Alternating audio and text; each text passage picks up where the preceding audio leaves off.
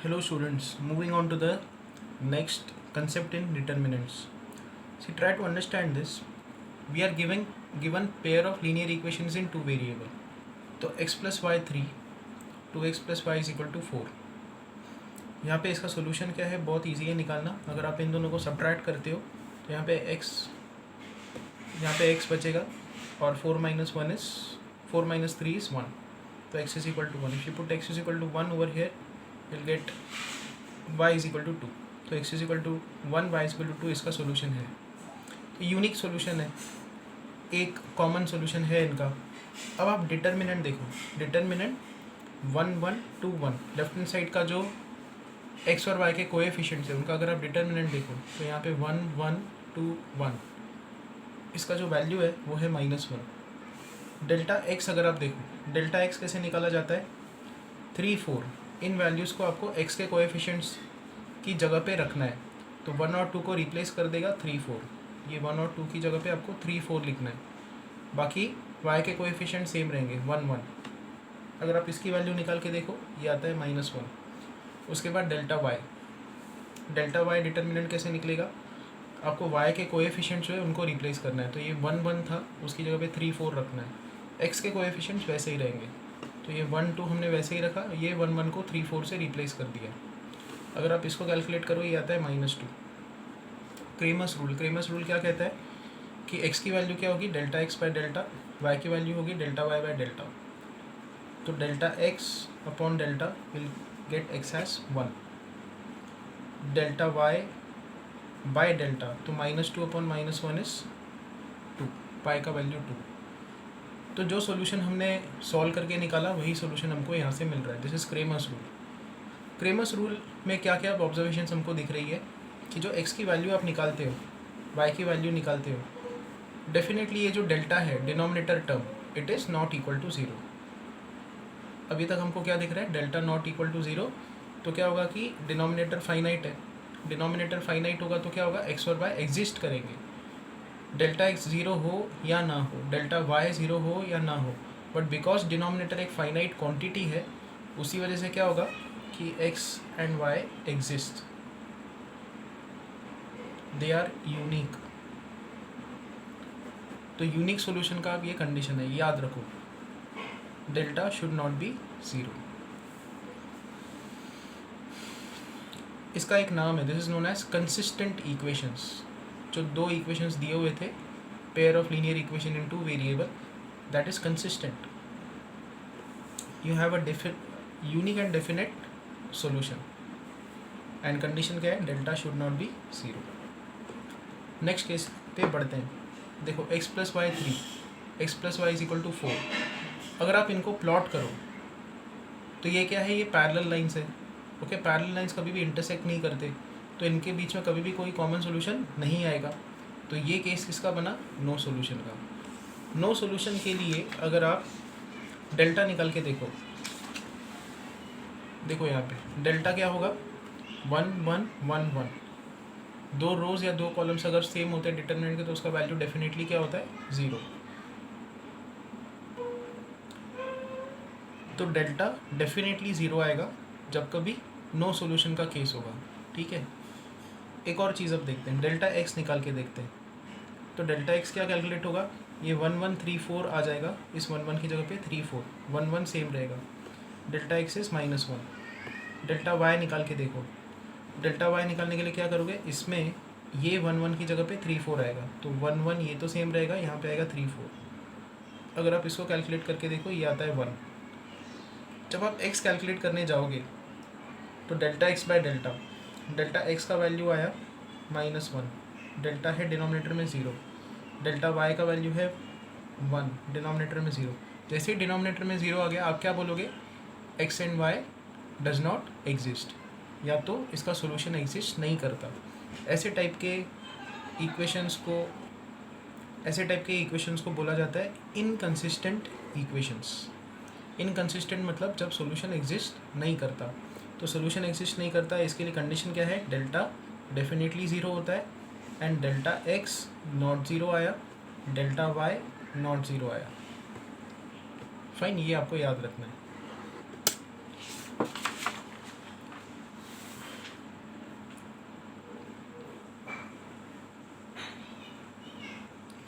Third case, x plus y is equal to 3, पहला equation, 2x plus 2y is equal to 6। Delta, अगर आप delta calculate करो तो 1 1 2 2 ये डिटरमिनेंट बनेगा, इसका वैल्यू डेफिनेटली 0 है। डेल्टा x जब हम लोग कैलकुलेट करने जाएंगे तो ये दोनों टर्म्स 3 6 से रिप्लेस हो जाएंगे, तो यहाँ पे आएगा 3 6, यहाँ पे आएगा 1 2, 6 minus 6 that is 0, delta x 0 आया। डेल्टा y आप कैलकुलेट करेंगे, इन दोनों की जगह पे 3 6 आएगा, तो 1 2, यहाँ पे 3 6, 6 माइनस 6 दैट इज़ 0 अगेन, तीनों डिटर्मिनेंट 0 आ गए। तो जब कभी तीनों डिटर्मिनेंट, सारे के सारे डिटर्मिनेंट 0 आएंगे, वो केस होगा इनफाइनाइट सॉल्यूशंस का। ये इसके इनफाइनाइट सॉल्यूशंस है। कैसे, ये देखो, x ऊपर और नीचे का टर्म भी 0 हुआ, y ऊपर और नीचे का टर्म भी जब कभी 0 होगा, विल हैव इनफाइनाइट सॉल्यूशंस। सी, ये दोनों इक्वेशंस जो है दो अलग लाइंस के नहीं है, ये सेम ही लाइन के इक्वेशंस है, क्योंकि इसका जो सोल्यूशन है वही इसका भी सोल्यूशन है। देखो, अगर आप इसमें x का वैल्यू 0 पुट करते हो तो y का वैल्यू 3 आ रहा है, इसमें भी अगर आप x का वैल्यू 0 पुट करके देखो तो y का वैल्यू 3 आ रहा है। जो इस लाइन के सॉल्यूशंस है वही इसके भी है, जो इसके सॉल्यूशंस है वो इसके हैं।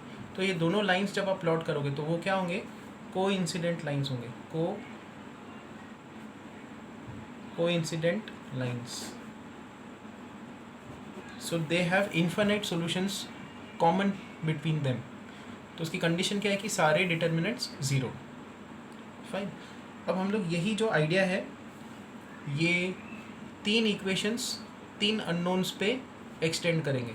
तो हमारे पास 3 इक्वेशंस है, a1x b1y c1z is equal to d1, a2x b2y c2z is equal to d2, a3x b3y c3z is equal to d3। Delta determinant क्या होगा, सारे के सारे लेफ्ट हैंड साइड के जो कोएफिशिएंट्स है उनका डिटर्मिनेंट। डेल्टा x क्या होगा, d1 d2 d3 जो है वो x के कोएफिशिएंट्स की जगह पे आ जाएगा, मतलब a1 a2 a3 की जगह पे d1 d2 d3 आएगा, बाकी दोनों सेम। डेल्टा y कैसे कैलकुलेट होगा, y के जो कोएफिशिएंट्स थे b1 b2 b3 उनकी जगह पे d1 d2 d3 आ जाएगा। एंड डेल्टा z कैसे कैलकुलेट होगा, z के जो कोएफिशिएंट्स थे c1 c2 c3 उसकी जगह पे d1 d2 d3 आ जाएगा। तो हमारे पास 4 डिटर्मिनेंट आ गए। x कैसे कैलकुलेट होगा, delta x by delta y, delta y by delta z, delta z by delta. इसके केसेस बनने स्टार्ट हो जाएंगे। अगर जो डिनोमिनेटर है वो नॉट इक्वल टू 0 हुआ, डेल्टा जो डिनोमिनेटर का डिटर्मिनेंट है वो नॉट 0 हुआ, तो डेफिनेटली आप क्या लिखोगे, द इक्वेशंस आर कंसिस्टेंट, या आप क्या लिखोगे, there have a unique solution. इन तीनों इक्वेशंस का एक ही कॉमन सॉल्यूशन होगा। अगला केस, जब डेल्टा 0 हो, डेल्टा x भी 0 हो, डेल्टा y, डेल्टा z सब के सब 0, तो हमने देखा है कि ये कौन सा केस होता है, इस केस में इनफाइनाइट सॉल्यूशंस, यहाँ पे इनफाइनाइट सॉल्यूशंस होते हैं। फिर अगला केस, डेल्टा तो 0 हुआ denominator, but delta x not 0 हुआ।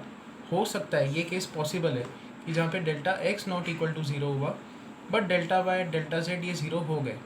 तो इस केस में क्या होगा, जब आप x कैलकुलेट करने जाओगे, डेल्टा x बाय डेल्टा, ये तो नॉट इक्वल टू 0 है ऊपर का टर्म, बट डिनोमिनेटर का टर्म इक्वल टू 0 है, तो क्या हो जाएगा यहाँ पे, नॉट डिफाइंड, या जो x है वो एग्जिस्ट नहीं करेगा, डज नॉट एग्जिस्ट। इसका मतलब सॉल्यूशन एग्जिस्ट नहीं करेगा, it does not have solution. तो ये याद रखो, इसमें अब बहुत केसेस बनेंगे कि डेल्टा तो 0 है but delta x, delta y, delta z इनमें से एक या दो या तीनों के तीनों नॉट इक्वल टू 0 हो सकते हैं। उस केस में क्या होगा कि सॉल्यूशन एग्जिस्ट नहीं करेगा। ओके, ये आपको याद रखना है।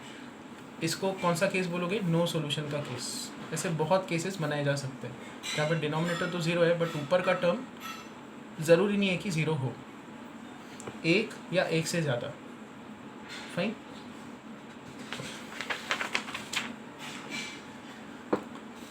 अब एक क्वेश्चन देखते हैं, फॉर व्हाट वैल्यूज ऑफ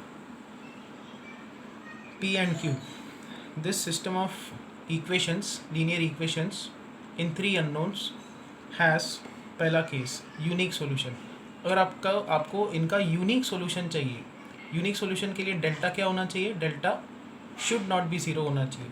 तो डेल्टा डिटर्मिनेंट क्या होगा, 1 1 1 1 2 3 1 2 p, ये नॉट इक्वल टू 0 होना चाहिए। इसको अगर आप एक्सपांड करके देखो तो आपको एक कंडीशन मिलती है यहाँ पे, जब आप सॉल्व करोगे 2p minus p minus 3 should not be 0, meaning p minus 3 should not be 0. From here you get p should not be 3. कि p पे ये कंस्ट्रेंट है कि वो 3 नहीं होना चाहिए, बाकी q पे कोई कंस्ट्रेंट नहीं है. यूनिक सॉल्यूशन के लिए सिर्फ p पे ही कंस्ट्रेंट है, तो q can be any real number. ये इसका आंसर है. ये जो 3 इक्वेशंस है, अगर मुझे इसके इनफाइनाइट सॉल्यूशंस चाहिए, इनफाइनाइट सॉल्यूशंस के लिए क्या होना चाहिए, ये सब ज़ीरो होने चाहिए. तो डेल्टा भी ज़ीरो होना चाहिए, डेल्टा एक्स भी ज़ीरो होना चाहिए, डेल्टा वाई, डेल्टा जेड सब ज़ीरो होना चाहिए. हमने already delta not equal to zero का जब कंडीशन लगाया तो पी नॉट इक्वल टू 3 आया. जब डेल्टा इक्वल टू ज़ीरो की कंडीशन लगाओगे तो आपको क्या मिलेगा, पी इक्वल टू 3 मिलेगा. देखो हमको डेल्टा इक्वल टू 0 चाहिए, तो पी इक्वल टू 3 आएगा. तो इनफाइनाइट सॉल्यूशंस के लिए डेफिनेटली पी 3 होना चाहिए. उसके बाद हम लोग डेल्टा एक्स पे आएंगे. डेल्टा एक्स कैसे कैलकुलेट होगा, आपको जो डिटर्मिनेंट बनाना है वो क्या होगा कि जो कांस्टेंट टर्म्स है वो आपको फर्स्ट कॉलम में शिफ्ट करने होंगे और बाकी दोनों कॉलम्स को सेम रखना होगा. ओके, तो डेल्टा एक्स अगर आप कैलकुलेट करके देखो, delta x equal to 0 and if you solve it you'll get q is equal to 10. तो p और q के वैल्यूज़ आ गए, p इज़ 3, q इज़ 10. फिर डेल्टा y कैलकुलेट करके देखेंगे. डेल्टा y में क्या होगा कि डेल्टा का जो ये वाला कॉलम है वो वैसे ही रखना है, ये वाला कॉलम वैसे ही रखना है, बट y के कोएफिशिएंट्स आपको कांस्टेंट टर्म से रिप्लेस करना है. और इसमें जाके हम लोग क्या करेंगे, q का वैल्यू 10 रख देंगे.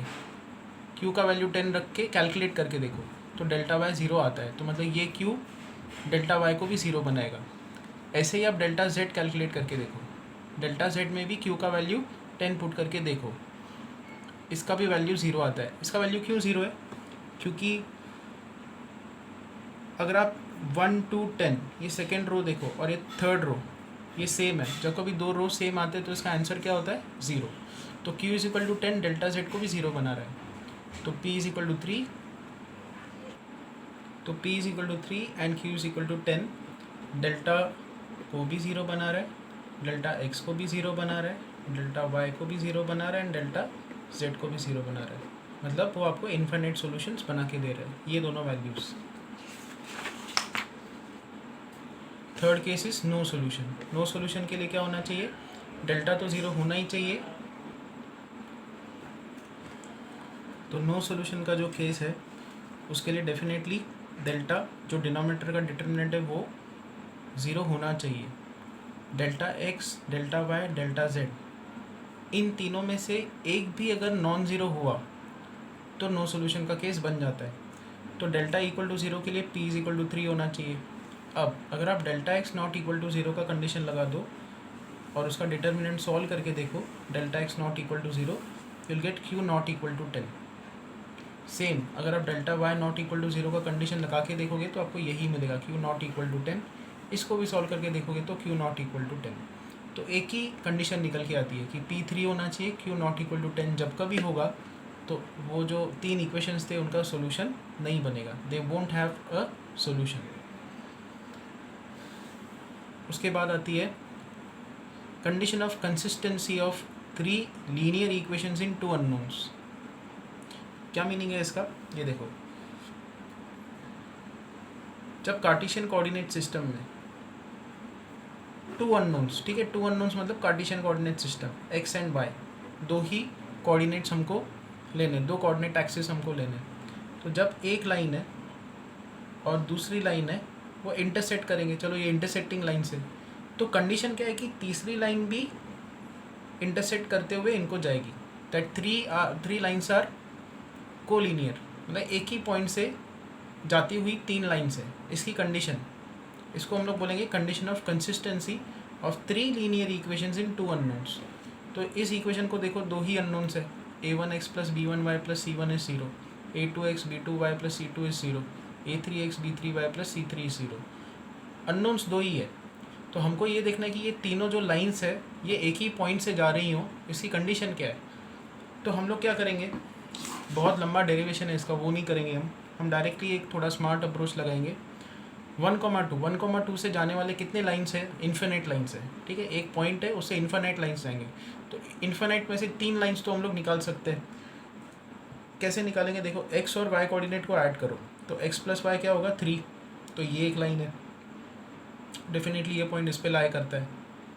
उसके बाद x माइनस वाई करेंगे, x माइनस वाई होगा -1, x minus y -1, and 2x plus y करेंगे, 2x प्लस वाई 4, तो ये 3 लाइन्स डेफिनेटली इस पॉइंट से जाती हैं। तो हमको पता है कि ये कंसिस्टेंट तो है। अब हम लोग इसका डिटर्मिनेंट निकाल के देखेंगे। अब हम लोग जो इसके कोएफिशिएंट्स हैं उनका डिटर्मिनेंट निकालेंगे, तो 1 1 3 वो हमने रख दिया, 1 -1 -1 2 1 4। यहाँ पे आप देखोगे कि मैंने उल्टा साइन किया हुआ है।